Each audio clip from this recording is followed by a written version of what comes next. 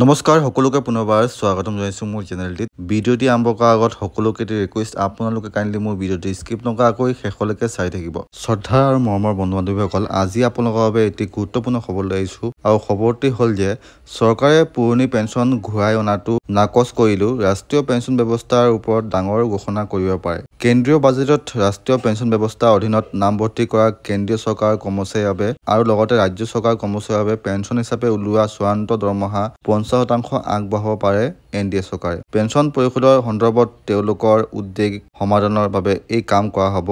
যদিও কেন্দ্ৰই কয় যে এনপিএছে 25 পৰা 30 বছৰ ধৰি বিনিয়োগ কৰি থকাসকলৰ বাবে আকৰ্ষণীয় ৰিটাৰ্ণ প্ৰদান কৰিব, বিশেষকৈ 2004 চনৰ পিছত নিযুক্তি পোৱাসকলৰ বাবে। বাজেটৰ আশা। সোমনাথৰ কমিটিয়ে বিশ্বব্যাপী পদ্ধতিসমূহ পৰ্যালোচনা কৰি অন্ধ্ৰ প্ৰদেশ চৰকাৰে ৰূপায়ণ কৰা সালসলনিসমূহ বিশ্লেষণ কৰিছে। ইয়াৰ উপৰিও নিৰ্দিষ্ট ৰিটাৰ্ণ নিশ্চিত কৰাৰ প্ৰভাৱৰ মূল্যায়নৰ বাবে বিস্তৃত গণনা কৰা হৈছে।